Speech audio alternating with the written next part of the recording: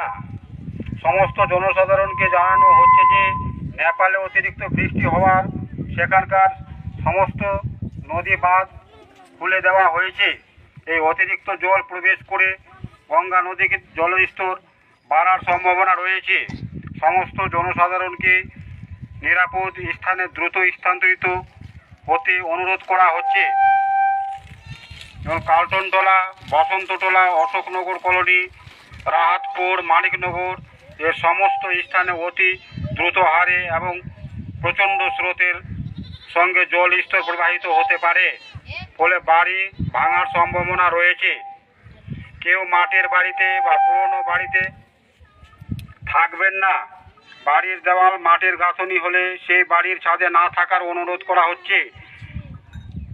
আপনাদের এই কঠিন সময়ে প্রশাসন আপনাদের সঙ্গে আছে।